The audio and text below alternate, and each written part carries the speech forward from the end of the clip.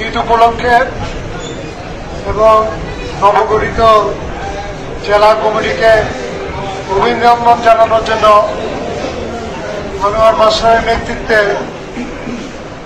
সরাইল উপজেলা থেকে আমাদের যারা নেতৃত্বে এসেছেন সবাইকে আমার পক্ষ থেকে, আমাদের জেলা বিএনপির পক্ষ থেকে, আমাদের মাননীয় ভারপ্রাপ্ত চেয়ারম্যান জনাব তারেক রহমানের পক্ষ থেকে সবাইকে অভিনন্দন এবং শুভেচ্ছা জানাচ্ছি।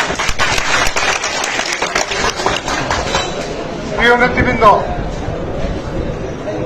আপনারা জানেন যে ইতিমধ্যে আমাদের আগামী নির্বাচন নিয়ে কথাবার্তা চলছে।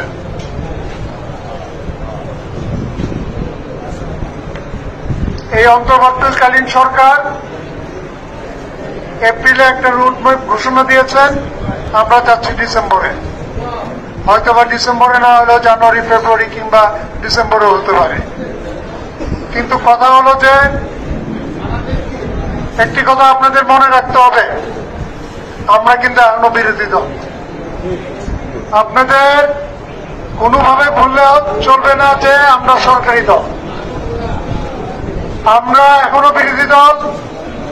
আগামী নির্বাচনে জনগণ যদি আমাদের ভোট দেয় সেই ক্ষেত্রে আমরা দল ক্ষমতায় আসবে, কিন্তু এর আগ অব্দি আমাদের কিন্তু কঠিন সময় পার করতে হবে। বেশিরভাগের বিরুদ্ধে আমরা আন্দোলন করেছি, হয়তোবা সামনে এমনও হইতে পারে এই নির্বাচনের জন্য আমাদের আবার আন্দোলন করতে হতে পারে। আমরা যদি একতাবদ্ধ না থাকি, কোন আন্দোলন কিংবা কোন নির্বাচনে আমরা বৈতরণী পার করতে পারবো না। সবার আগে আমাদের একতাবদ্ধ থাকতে হবে। আপনারা দেখেছেন যে বিগত ফ্যাসিস্ট সরকার শেষের দিকে যখন তারা ক্ষমতা, অপরিসীম ক্ষমতা পেয়ে গিয়েছিল, তখন তারা কিন্তু বিভিন্নভাবে ভাগ হয়ে গিয়েছিল। এই সরাইল কিন্তু একটা উদাহরণ। তাই আমি একটি কথা স্মরণ করে দিতে চাই, আপনারা নিজেদের মধ্যে যাই মতভেদ থাকুক না কেন, দলের স্বার্থে, দলের বৃহত্তর স্বার্থে আপনারা একতাবদ্ধ থাকবেন, এটি আপনাদের প্রতি অনুরোধ। আর সরাইল এবং আশুগঞ্জ মিলে আমাদের একটা নির্বাচনী এলাকা, এখানে কিন্তু আমাদের সরাইলের বড় অংশ ভোট বিএনপি, ধানের শীষের ভোট। সরাইলের ভোট যেদিকে যাবে আমাদের বিজয় সেদিকে থাকবে। এখানে যদি আমরা কোনো ভুল করি নিজেদের মধ্যে ভেদাভেদের কারণে, দায়ী দায়িত্ব কিন্তু আমাদের সকলকে নিতে হবে। আমরা এই ব্রাহ্মণবাড়িয়া জেলা বিএনপিতে আপনারা দেখেছেন আনোয়ার মাস্টারকে আমরা জেলা বিএনপির কমিটিতে রেখেছি।